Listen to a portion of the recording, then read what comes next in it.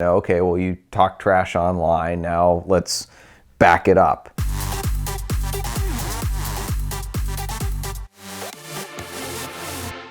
So my story kind of starts and ends with a Porsche Tiptronic Turbo, which is not a car I would really ever aspire to own because I'm nuts for sticks.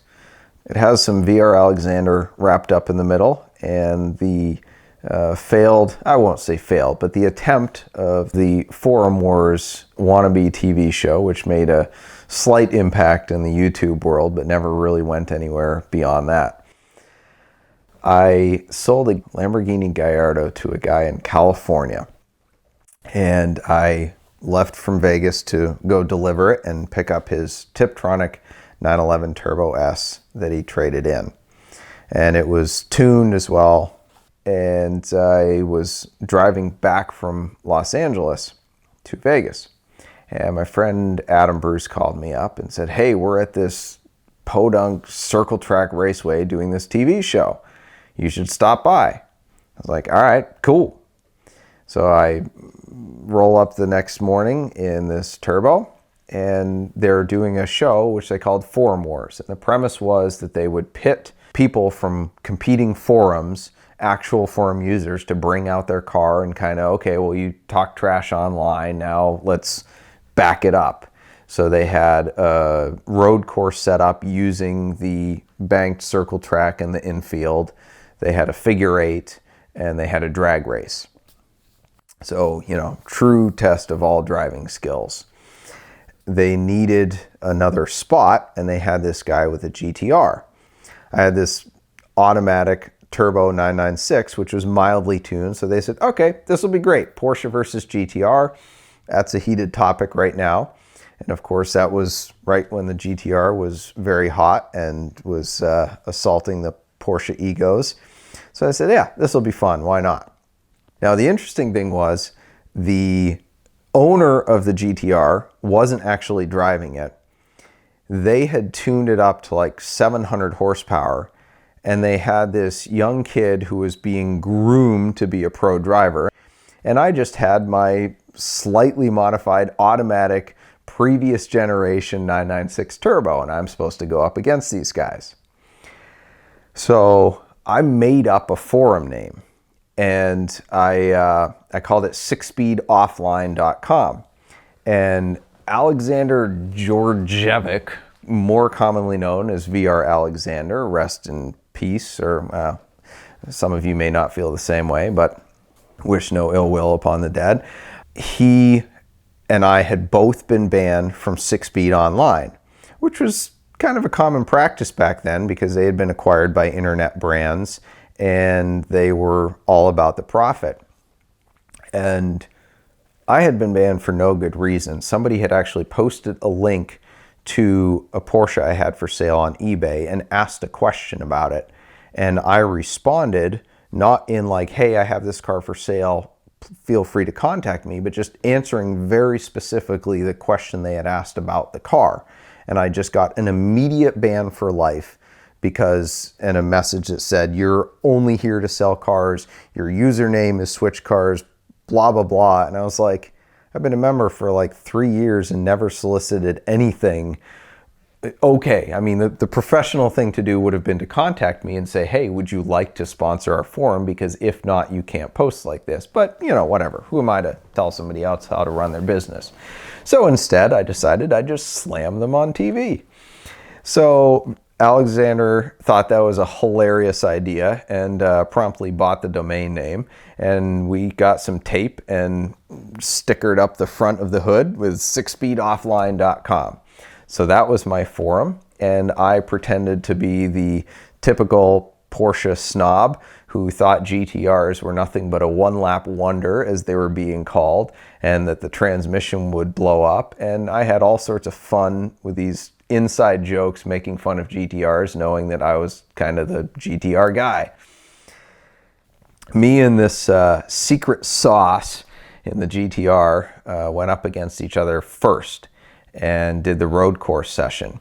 And both of us had egos because we thought we were good drivers, him being groomed for whatever pro race series and me being the Mexican Stig. And looking back on it, we had the slowest lap times of the day, including these old rednecks who'd probably never driven anything other than a straight line in their Vipers and Corvettes.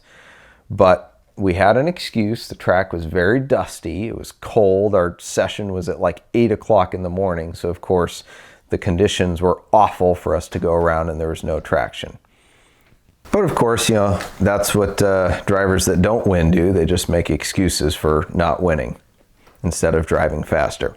And so he won the road course session, and I surprisingly won the drag race, which is unheard of, but they put the owner of the car back in the car for the drag race so they could say he at least drove a little bit.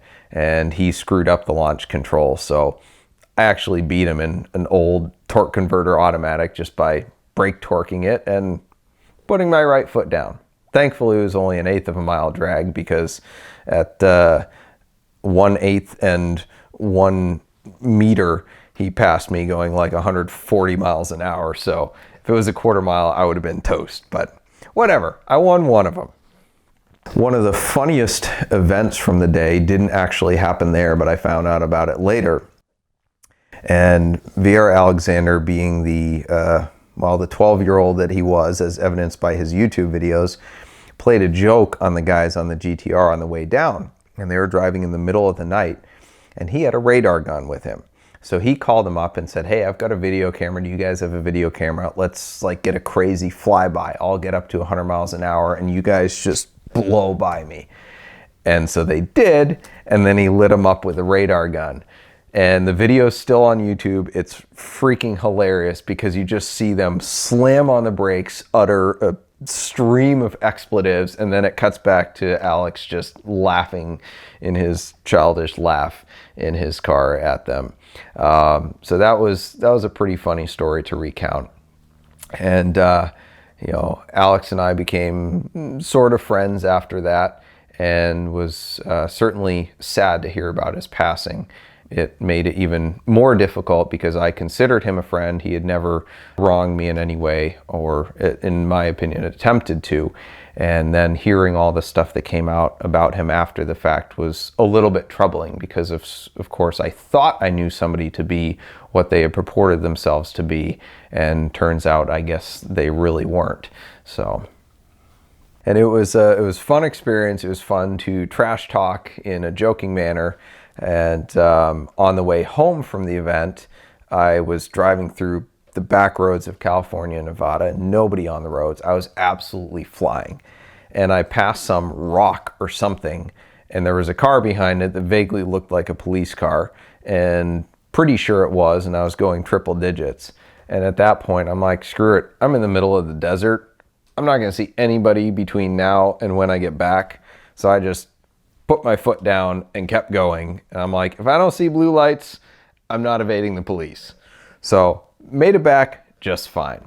And I had a lot of fun times in that car. Later on, when I was in Vegas, I was going back to Spring Mountain, and I had been told by one of the highway patrol that they don't have anyone on duty of that section of highway in between like 10 p.m. and 6 a.m. So they're only there if they get called out for an accident.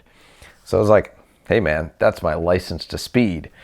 So I hit, I think it was 191 on the speedometer in that car. And a bucket list item of mine has always been to hit 200 miles an hour on the street, because I feel like it doesn't count if you're on a closed track. But I didn't quite hit it that day, although I went back later because Porsche speedometers are notoriously unreliable. And I verified it with a GPS. And usually when you're at that kind of speed, they're off on the high side.